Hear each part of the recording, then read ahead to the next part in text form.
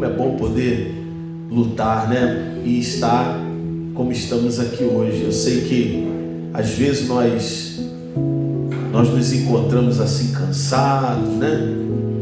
Estamos sendo desafiados a ficar na cama, verdade seja dita, dá vontade de ficar deitado mesmo, o edredom fica quentinho, com o ar-condicionado ligado, então melhor ainda, né?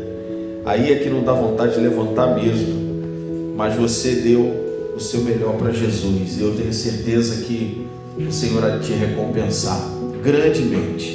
Eu gostaria de iniciar aqui na palavra. Queria que você abrisse a sua Bíblia em 1 Coríntios capítulo 10, onde nós temos a mensagem de hoje.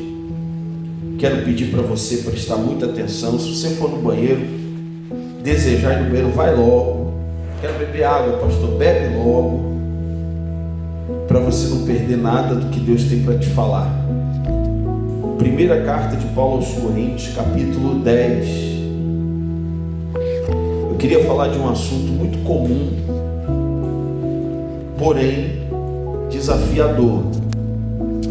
Desafiador porque eu acredito que tudo que falamos ou tratamos a respeito das nossas tentações, aquilo que envolve as nossas dificuldades enquanto ser humano, eu acredito que seja desafiador. Eu até digo, sempre será desafiador. Isso porque a verdade é que nós nos sentimos sempre mais confortáveis em não falar sobre essas coisas. Nós nos sentimos bem em não tocar nesse tipo de assunto, né? Falar daquilo que é a nossa fraqueza causa desconforto, vai trazer desafio para nós. E aí a gente precisa pensar no seguinte: será que deixar quieto é a saída? Será que não assumir, que é um pouco sobre o que a gente precisa falar aqui, não assumir a minha responsabilidade é a saída?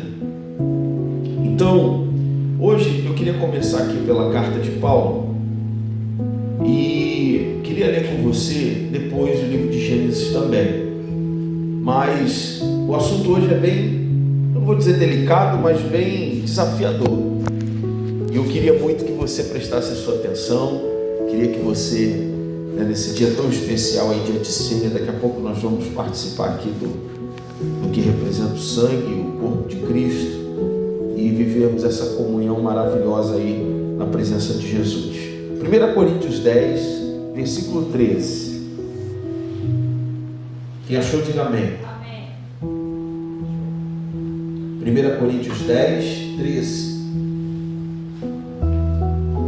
Glória a Deus. O que Paulo disse? Não veio sobre vós tentação, senão o que, irmãos? Humana, mas fiel é Deus, que vos não deixará tentar acima do que podeis. Antes, com a tentação, dará também o escape, para que a possais suportar. Eu acho interessante essa palavra, suportar. Essa palavra fala muita coisa para a gente, né? Mas eu quero orar primeiro com você. Vamos orar? Feche os seus olhos, por favor, em nome de Jesus. Senhor, obrigado por mais essa manhã, obrigado por esse momento que o Senhor nos agracia, nos abençoa com ele, de oportunidade que temos de ouvir a Tua Palavra, de lermos a Tua Palavra e principalmente sermos dirigidos por ela, Pai. O nosso intuito aqui é que tenhamos a oportunidade em 100% de aproveitamento de ouvir o que o Senhor tem para nos dizer. Fala conosco, Senhor. Nosso pedido, a nossa oração é de que a Tua graça nos alcance que a tua misericórdia nos alcance. Isso nós sabemos, o Senhor deseja fazer através da tua palavra. Então, Senhor, que nessa manhã sejamos reconectados com o teu Espírito, com a tua presença, que possamos alcançar, segundo a tua vontade, os objetivos do teu coração, Pai. Nós te agradecemos e te pedimos, encerrando aqui nessa oração, fala conosco, em nome de Jesus. Você pode dizer amém? Amém. Amém. Queria ler com você mais uma vez, porque esse versículo ele é muito profundo, muito forte. Acharam aí? Eu estou perdido. Estou perdido, hein? Está vendo? Como é que o Espírito Santo falou comigo aqui, ó? Lê de novo. Viu? Acharam? Alguém achou? Alguém não achou? Amém. 1 Coríntios 10, versículo 13. Diz assim: não veio sobre vós tentação, senão que, irmãos, humana. Mas fiel é Deus, que não vos deixará tentar acima do que podeis.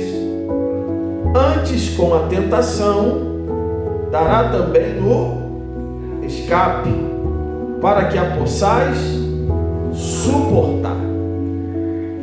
Irmãos, eu queria que você prestasse muita atenção nesse versículo, porque algumas pessoas fazem uma ligeira confusão, né? Porque o versículo está dizendo que juntamente com a tentação o Senhor dará o escape. E a impressão que nós temos é que quem dá a tentação é Deus. E não é.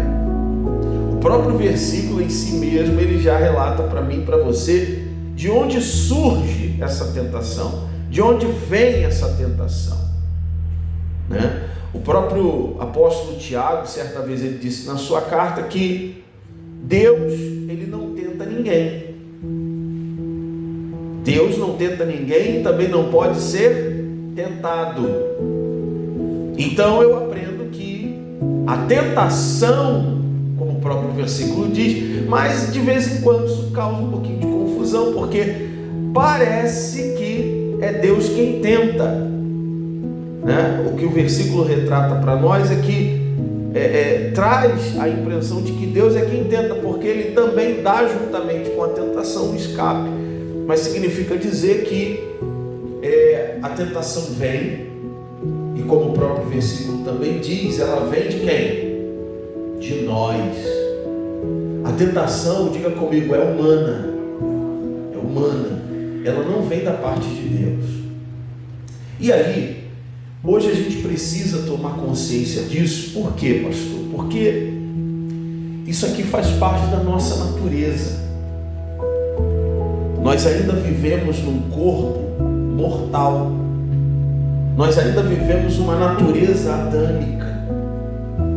Sabe, eu às vezes eu fico assim um pouco impressionado, essa palavra causa um pouco de estranheza, pelo menos em mim, quando eu vejo alguns cristãos assim que eles parecem serem super cristãos, né? Se pusesse uma camisa nele de Superman, eu acho que caberia bem, porque é assim que muitos deles se sentem, né? Quando, por exemplo, olham para você ou olham para quem está em pecado e aí se posicionam num lugar indevido, como se não tivessem pecado, como se não fossem seres humanos, né? Os super crentes, eu não sei se você já encontrou alguém assim.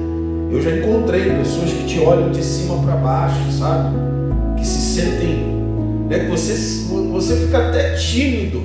Você já encontrou alguém assim? Algum cristão assim que te deixa tímido, que você fala, nossa, tem uma luz nesse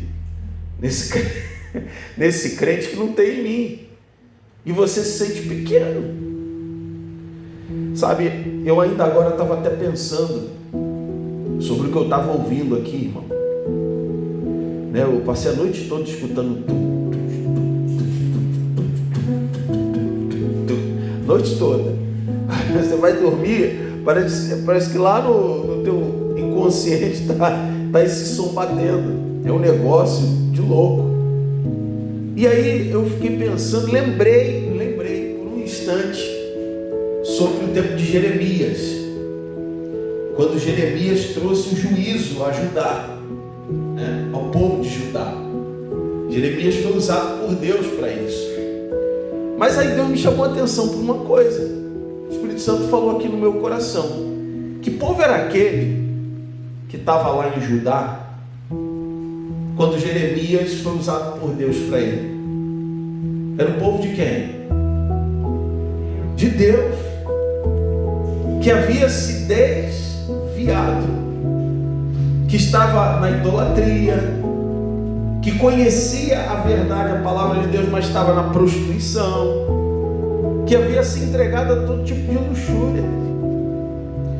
E aí Deus falou no meu coração assim: não é esse povo que está aí, ó, que você está vendo, que nós muitas vezes, ó, olhamos para ele daqui, ó. De que esses jovens e essas pessoas que são encontradas aí, ó, nesses lugares, como um dia eu estive, de que eles precisam? Ou melhor, de quem eles precisam?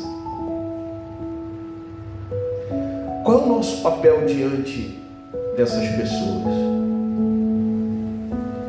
Qual tem que ser o nosso posicionamento? Será que eu me colocar diante deles, né, como um crente, ou um super crente, é aquilo que Deus espera de mim? É claro que eu não tenho que me entregar ou me envolver de tal forma, né, a ponto de me fazer como um deles, de me entregar o que eles se entregam. Mas eu acredito que o que Deus espera de mim, de você, de cada um de nós, é que a gente reconheça que o que eles estão vivendo, nós também vivemos um dia. E na verdade, preste atenção aqui, porque esse é o ponto onde eu quero chegar. E na verdade, a tentação que eles sofrem hoje e não resistem, você continua sofrendo. Sabe, isso aqui é um assunto muito delicado, muito delicado. E por que eu estou falando isso para você? Porque, como eu disse no início aqui, a impressão que muitos de nós temos, e que eu tenho particularmente, eu tenho às vezes, olhando para certas pessoas, é de que essas pessoas nunca mais vão pecar. E sabe, quando o apóstolo Paulo ele fala sobre essa tentação, ele deixa muito claro que isso faz parte, está apegado em mim, está apegado em você. Isso faz parte da nossa humanidade. Isso faz parte de nós. Vai deixar de fazer parte um dia. Mas que dia, pastor? Quando Jesus voltar. Quando Jesus voltar, quando Ele nos transformar, como diz a Bíblia, num corpo glorificado e trouxer para nós a condição de habitar com Ele na glória, aí sim, aí você vai se ver livre de toda tentação. Você não vai mais sentir esse desafio que você sente, essa dor, essa luta que, sabe, esse combate aí dentro de você. Você não vai ter mais. Não vai ter mais. Mas até esse dia chegar, meu irmão, você está num corpo de uma carne tendenciosa, ok? Que a todo instante, meu irmão, tenta te levar para as mãos de Satanás, porque a gente precisa colocar muito bem isso aqui, tá? Uma outra coisa importante é a gente observar que Paulo, ele não está dizendo, não veio sobre vós uma tentação, senão do diabo. É isso que ele está dizendo? É isso que Paulo diz? Ele diz que a tentação é o quê? Então vamos ler Gênesis, para a gente pegar isso aí mais profundamente e a gente já entra na mensagem como a gente precisa. Vamos lá. Gênesis capítulo 3.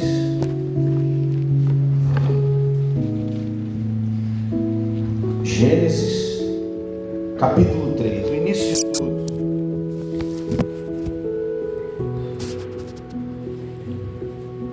Gênesis 3.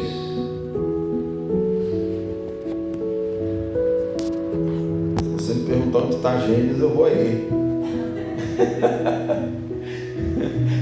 Eu vou aí.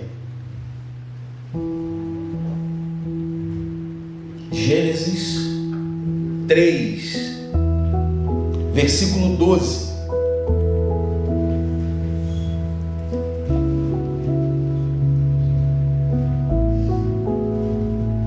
Vamos ler o 11 também. Gênesis 3, versículo 11. Amém? E disse Deus, ou Deus disse: quem te mostrou que estavas nu? Comeste tu da árvore que te ordenei que não comesses? Então disse Adão: a mulher que me deste por companheira, ela me deu da árvore e comi. E disse o Senhor Deus à mulher: por que fizeste isto? E disse a mulher: a serpente me enganou e eu comi.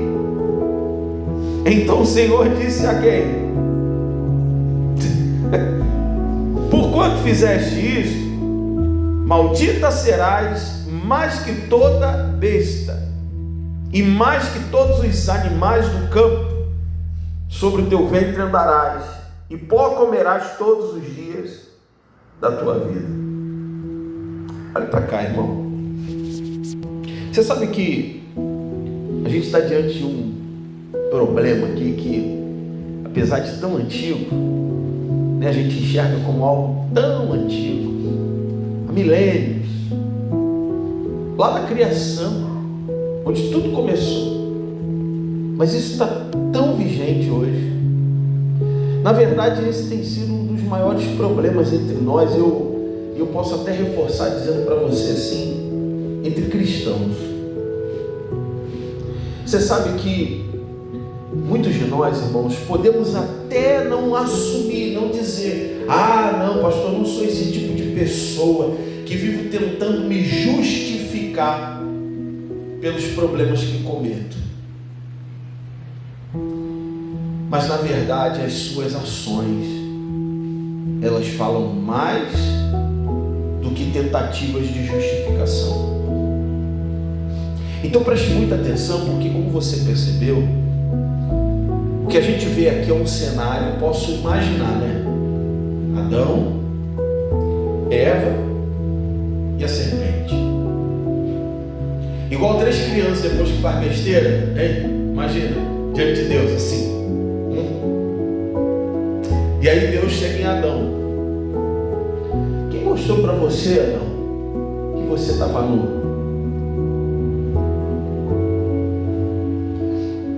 Aí Adão olha para a mulher e diz o que para Deus? A culpa é dela, sim. Não foi isso? A culpa é dela, porque foi ela que me deu. Aí Deus vai para Eva. Aí diz: e você, Eva? Por que você fez isso? Igual criança levando bronca, né? Viu? Por que você fez isso? Aí Eva: Senhor, foi a serpente que me ofereceu. E aí Deus foi para a serpente. Hein? Ah, então foi você, né? Aí, como diz um pastor conhecido, né? A serpente não tinha mais ninguém para apontar, falou: fui eu. Não tem mais para quem mandar. Fui eu. E aqui está o problema, meu. A tentação, ela chega. Mas o nosso problema, repito, o nosso problema é que, como seres humanos, ao invés de assumir as nossas responsabilidades, preferimos, da forma mais confortável possível, tentar nos justificar. E aí nós tentamos nos justificar, na maioria das vezes, atribuindo a culpa que está sobre nós a outro. E como eu disse a você, a gente pode até não esticar o dedo e falar, foi ele, igual Adão fez com Eva e Eva fez com a serpente. Mas as nossas ações, que na maioria das vezes as que são mais usadas, né? Os nossos atos, é exatamente o que vai retratar a nossa justificativa. Como eu disse, é sempre mais confortável do que, como poderia ter sido com Adão, levantarmos as mãos e dizer, a culpa foi minha, Senhor. Olha, eu não atentei para o que o Senhor falou, eu errei. E sabe, meu irmão, hoje existe essa figura, é claro, a Bíblia diz, o diabo, ele anda ao nosso derredor. Eu não estou negando a existência do diabo, senão eu estaria pregando uma heresia para você. Eu não estou deixando de dizer para você que ele é quem carrega as pessoas, e carrega mesmo para o fundo do poço. Eu não estou tirando a culpa dele, mas eu também não vou tirar a culpa de você. Eu não vou tirar a culpa de mim. Eu não vou negar aquilo que é bíblico, porque a Bíblia está dizendo que a tentação, ela é o que, irmão? Você leu comigo ainda agora. A tentação é o que? Humana. Ela é humana. A tentação, ela provém dessa natureza aqui. Aqui é a origem, aqui é o início de tudo. A partir daqui, o homem passou a viver suscetível ao pecado, à maldade, ao erro. E eu não posso pregar outra coisa para você. Eu não posso dizer, a culpa é do diabo, meu. Meu irmão, olha, eu pego esse Satanás, aquele que está ali, perdidão. Eu também não posso pregar outra coisa para ele. Eu posso dizer para ele que o diabo veio para matar, roubar e destruir? Posso, porque foi isso que ele veio para fazer. Sim ou não? Foi Jesus quem disse isso. Mas eu não posso esconder dele que ele está se entregando àquilo que é um desejo da carne. E aí, meu irmão, você e eu, como eu disse, em nossas atitudes, na nossa vida, quase sempre nós tentamos driblar isso. E como eu disse, na maioria das vezes a gente pega essa figura de Satanás e a gente diz assim, a culpa foi dele, pastor. Olha, o senhor não sabe, eu comprei porque ele me tentou, e aí, pastor,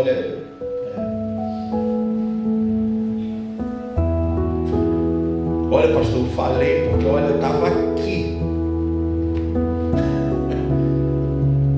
E o diabo, pastor, aí entra a figura, né? Aí a culpa é do diabo, sempre do diabo.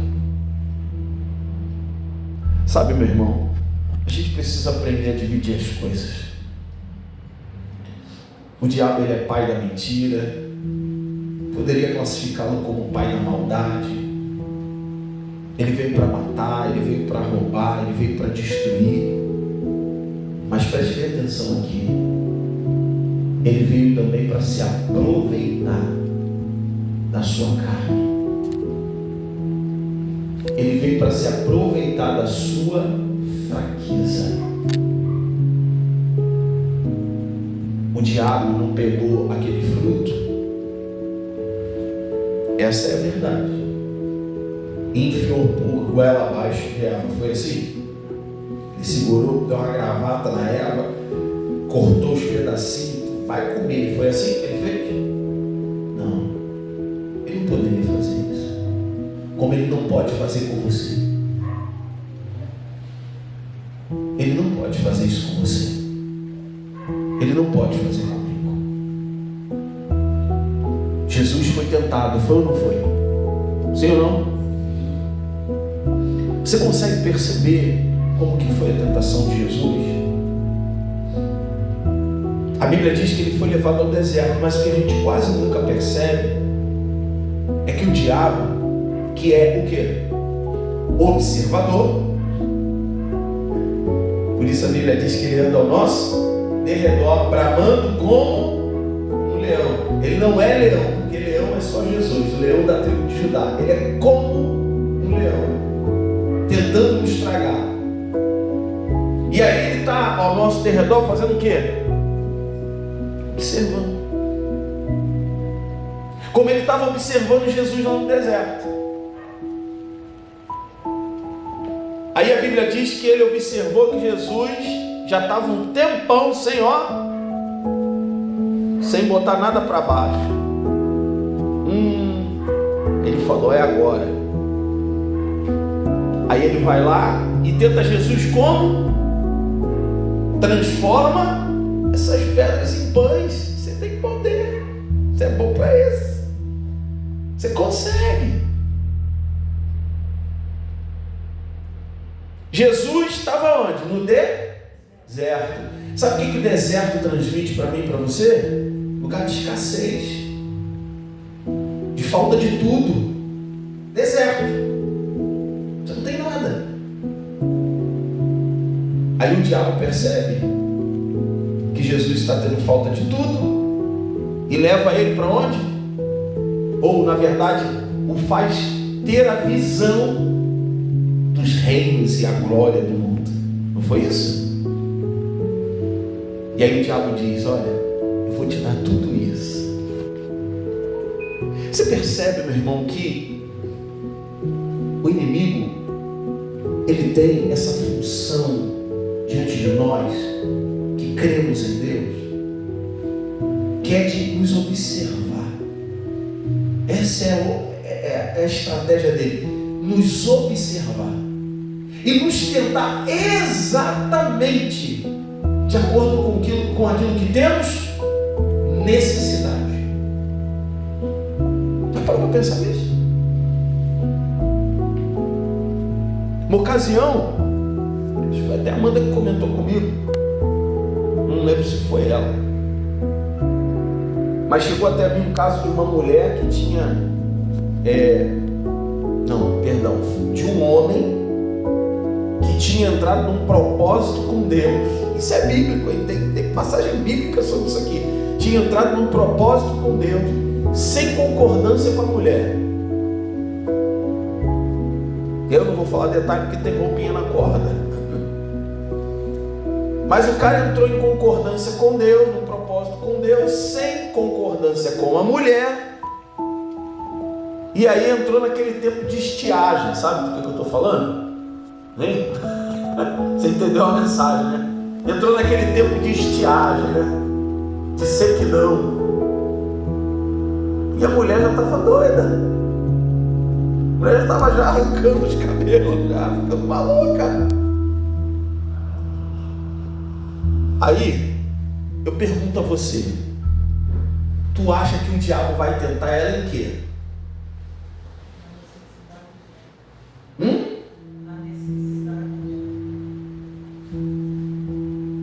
Então, o nosso adversário, ele tende a se aproveitar, porque ele é um aproveitador. Ele tende a se aproveitar das nossas fragilidades. Estou desvendando aqui uma característica dele para você. Fica atento. Fica atento. Ok? Se você é daquela pessoa que se exime do tempo que você precisa dedicar para Deus, em oração, devoção, você pode ter certeza, o diabo vai te tentar severamente. Ele vai tentar de tudo para colocar coisas e mais coisas nesse tempo aí, para você zerar esse tempo. Ele vai dizer que você está atrasado, ele vai dizer que você tem muita coisa para fazer. Enfim, o objetivo dele é zerar esse teu tempo aí com Deus. Você está entendendo a característica do inimigo? Mas tudo isso a partir de quê? A partir do que ele observa em você, do que ele consegue perceber em você.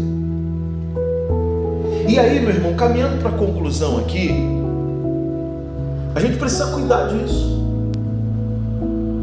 porque depois não adianta. Presta atenção aqui, para Deus, não adiantou nada. Não adiantou nada. Por que eu comentei desse cenário aqui de Adão, Eva e a serpente? Porque para Deus, não adiantou nada. O mal estava instalado. Essa coisa de joguinho de culpa. Foi ele, foi ela. Não fui eu. Igual criança. Hein? Foi ele que começou. Não foi ela que me deu. Imagina isso, irmão. Que infantilidade. E Deus devia estar lá assim, O que eu falo? Mato tudo, faço de novo. Eu devia estar ali pensando. Que loucura. Infelizmente, o que a gente tenta fazer é encontrar um culpado, por causa das nossas próprias ações, dos nossos próprios erros.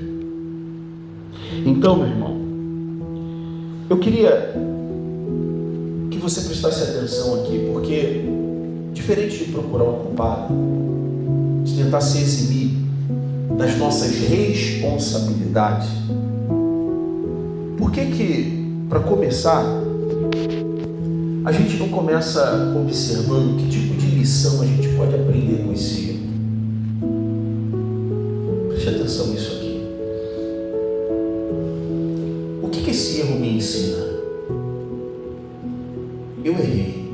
Sim, eu errei. Primeira coisa, assuma a culpa.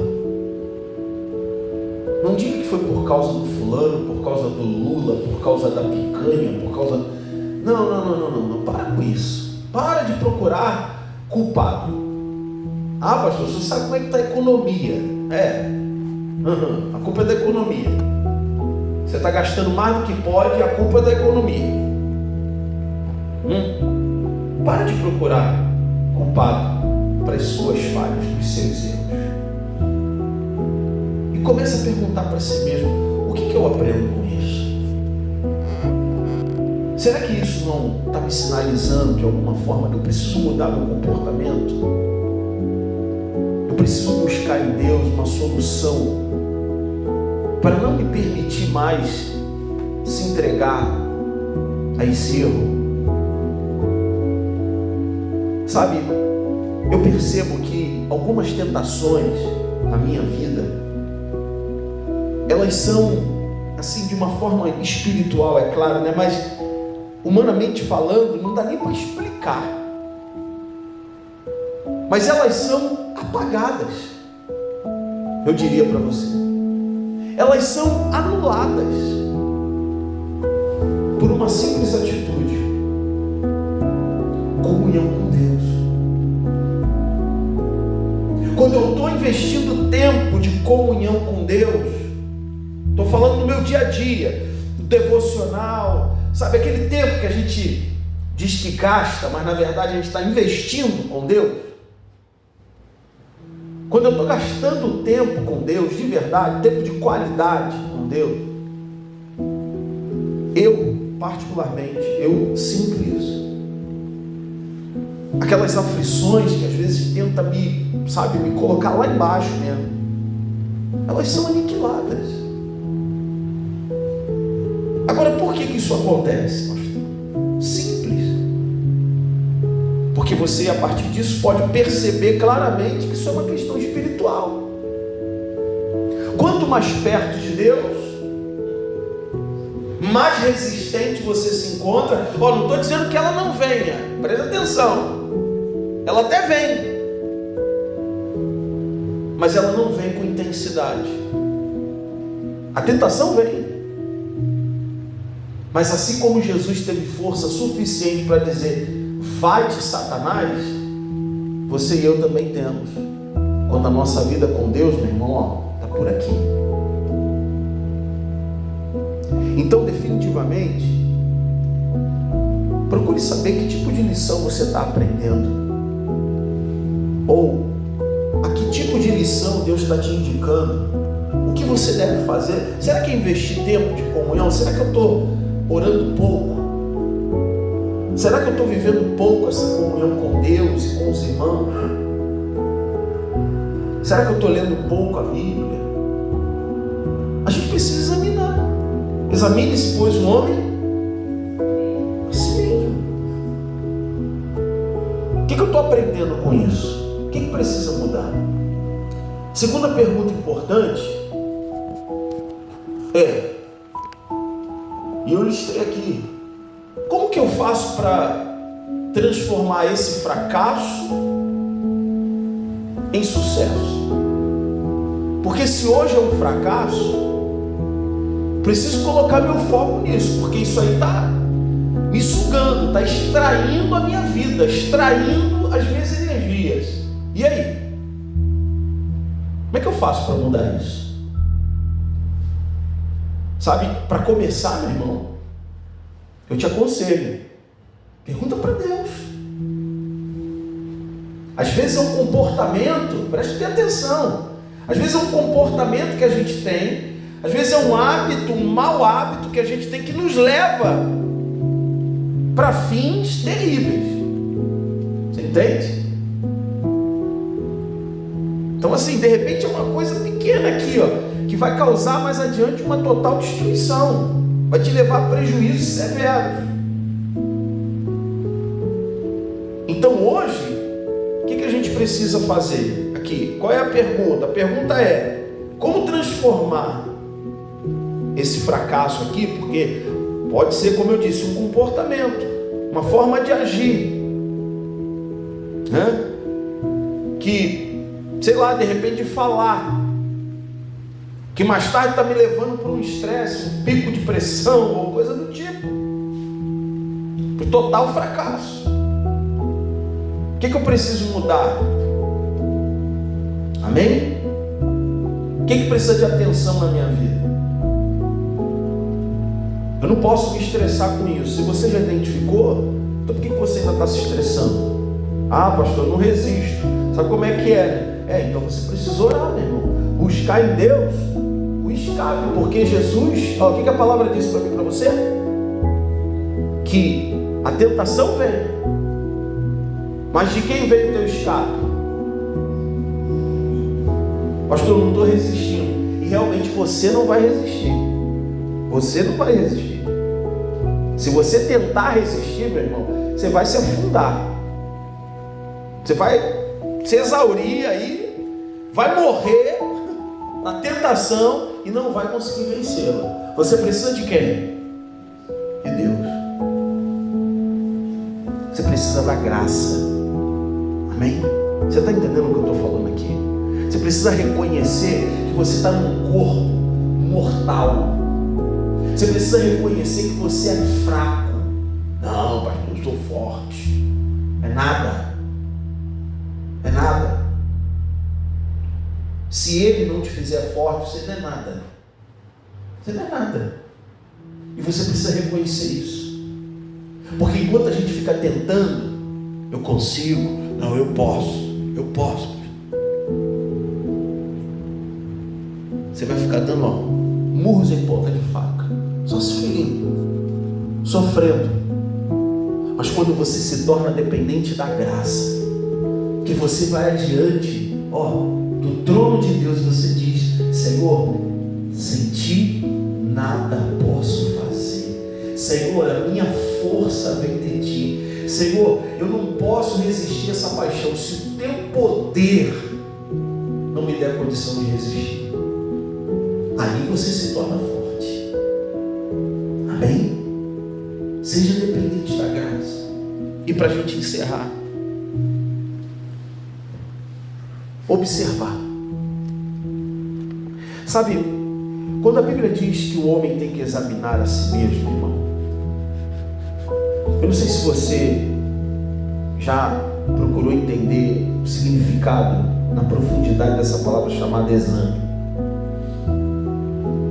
Um exame bem sucedido, ele vai descobrir não só coisas ruins. Por exemplo, quando você faz um check-up, alguém que já fez check-up? Já faz tempo que eu não faço, tem que tomar vergonha na cara e fazer. Check-up, exame de sangue, fezes, urina, e glicose, e colesterol, triglicerídeos, tudo isso. Aquele check-up, né? Você descobre sua coisa ruim, é assim? Não, ele é completo.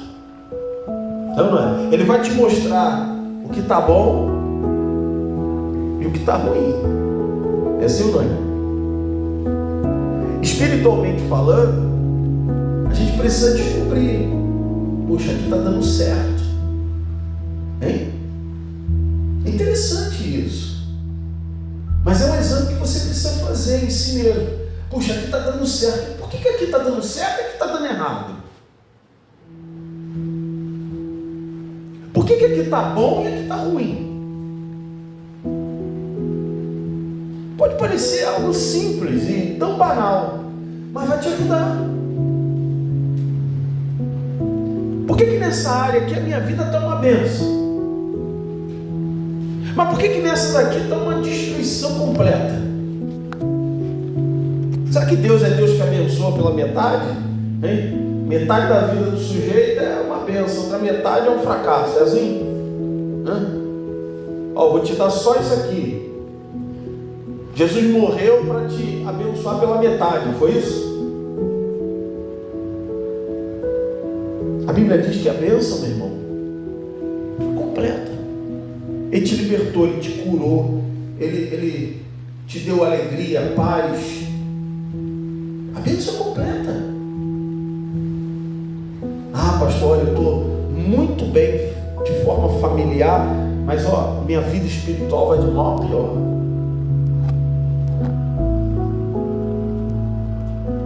E aí você vai deixar que isso prossiga? Talvez vai continuar procurando se justificar um culpado para como a sua vida tem se apresentado? Ou vai tomar uma decisão? Sabe, irmão, essa palavra de hoje é para despertar a gente. Sabe, é para fazer você perceber que Deus, Ele tem vida plena. O que é vida plena? Vida plena é uma vida completa de benefícios, de bênçãos, sabe? Mas que vai trazer para mim e para você, a gente não pode esquecer disso, responsabilidades. Talvez hoje seja assim um problema de muitos de nós.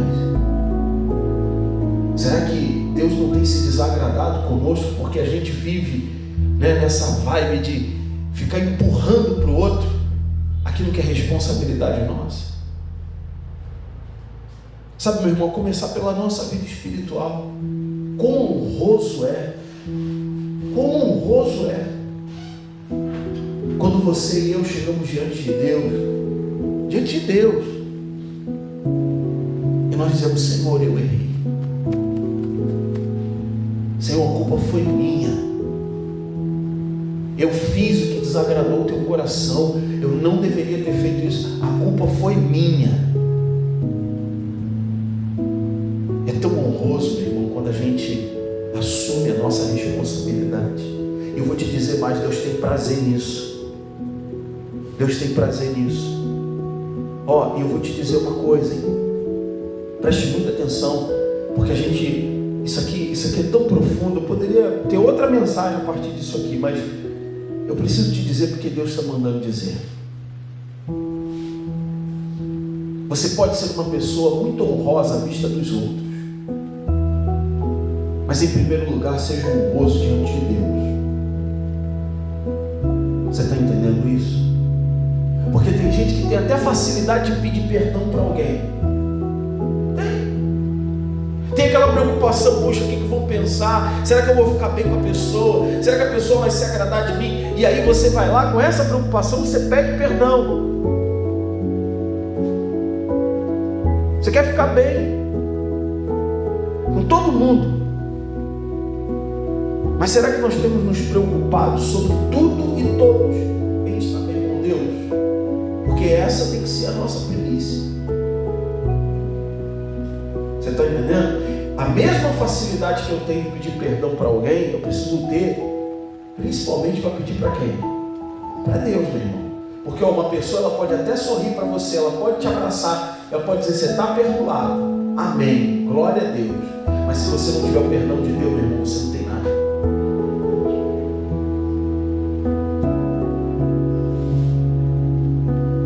Se você não for perdoado por Deus, o que vai ser da sua vida? O que vai ser da nossa vida? Então, definitivamente, meu irmão, que haja em você essa facilidade de querer ficar bem com as pessoas, de pedir perdão às pessoas, mas olha, não lance essa responsabilidade para lugar nenhum. Vá diante de Deus, meu irmão. Lembra do filho pródigo? Interessante, né? Quando ele volta do pai, ele voltou para casa de quem? Do pai, foi ou não foi? Mas quando ele chega lá, ele pede perdão só para o pai. Você percebe o que Jesus fala? Jesus diz assim: o filho, quando volta, ele diz: pai, eu pequei contra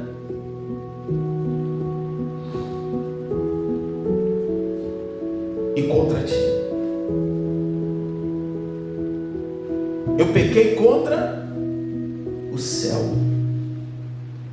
O teu pecado, antes dele atingir e machucar alguém, ele feriu a Deus. Então, primeiro a quem você tem que pedir perdão, assumir a sua culpa, a sua responsabilidade, é quem? É Deus. Depois vai se retratar com quem você precisa. Mas não deixe de passar por quem você tem que passar. Eu quero estar bem com todo mundo, meu irmão, mas sobretudo, eu quero estar bem com Deus. Porque se eu não estiver bem com Deus, meu irmão, está tudo ruim. Tudo ruim. Amém? Glória a Deus. Que você receba essa palavra no seu coração. Assuma a sua responsabilidade diante do Senhor. E tenha uma vida de qualidade. Sabe? Nada desse negócio de ficar procurando um culpado. Essa coisa de ficar apontando o dedo para alguém, dizendo foi ele, foi ela. E o Senhor me entende, né, Deus? Sabe que eu sou ser humano, né? Deus sabe, pastor, eu sou ser humano. Sei. Tá bom. Deus sabe mesmo. Deus sabe que você é pecador. Mas Ele sabe que você tem que se redimir. Que se você não for diante dEle, pedir perdão pelos seus pecados, vai ficar muito difícil Ele te perdoar. Na verdade, é impossível. Amém? Então, meu irmão, toma a sua responsabilidade. Fique de pé se você pode, eu creio que pode. E aplauda Jesus porque Ele merece. Glória a Deus.